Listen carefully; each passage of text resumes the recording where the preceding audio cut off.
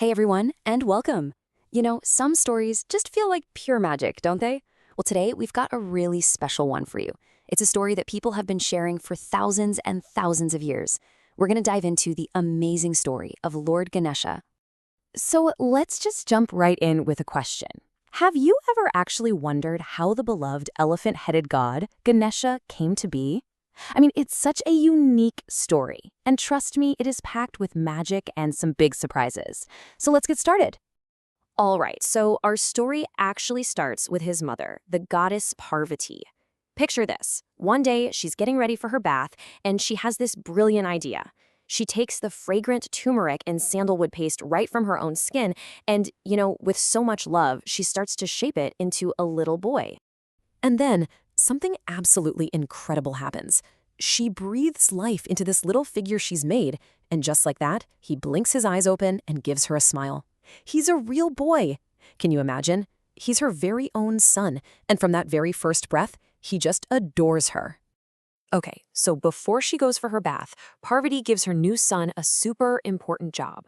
She leans in close and says, "Guard this door for me. Until I'm done, don't let a single person inside." And the boy, he stands up so tall and proud, he's thrilled to help his mom, and he promises he won't let anyone get by. But you know how stories go. Right at that moment, guess who shows up? None other than Parvati's husband, the great Lord Shiva himself. He's walking towards the door, expecting to see his wife, and, there's this little boy blocking his path. Now this little boy, he takes his promise very seriously. He has no idea this is the mighty Lord Shiva, right? All he knows is that his mom gave him a job. So he stands his ground, super bravely, and says, "Sorry, you can't come in. My mother told me to guard the door."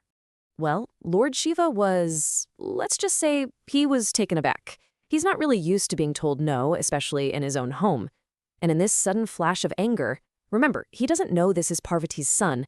He raises his powerful trident, and just like that, the boy's head was gone. So when Parvati finally comes out from her bath and she sees her precious son lying there, her sadness and her anger were just immense. So powerful that it felt like the entire world was shaking. There's truly nothing like the fury of a mother when her child has been hurt. Seeing just how heartbroken and angry Parvati was, Shiva realized immediately that he'd made a huge mistake. He knew he had to fix it. So he gives his helpers a very specific mission. He says, "Go out and bring me the head of the very first creature you find." Well, they didn't have to go far before they found a wise, gentle elephant. They brought its head back to Shiva, and with his divine power, he magically joined it to the boy's body. And in that incredible, magical moment, the boy was alive again. But he wasn't just a boy anymore. He was now Ganesha, with the body of a boy and the head of an elephant. And this time, Lord Shiva welcomed him as his own son and even made him the leader of all his attendants.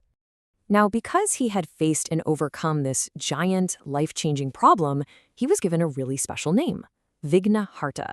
It's a bit of a big word, but it means something really cool, the remover of obstacles. So what's an obstacle? Well, think of it like a huge rock blocking your path, or maybe a really tough homework problem. Ganesha is the one who helps clear that stuff out of the way so you can move forward. And that's not all. He was also given another amazing title, Pratham Puja. This literally means he's the first one you should worship. So, before you start anything new and important, like a new school year, a big project, or even just heading out on a family trip, you think of Ganesha first. It's like asking for his help to make sure everything goes well from the very start. Ganesha's story is so much more than just a cool tale. It teaches us about being loyal and brave, and it shows us that even the biggest, most impossible-seeming problems can be solved. He's this great reminder that we all have strength inside us to get past challenges. So as we wrap up, I want you to think about this. What's one little obstacle in your own life that you want to overcome? Maybe even today. Something to think about. Thanks so much for joining me for this story.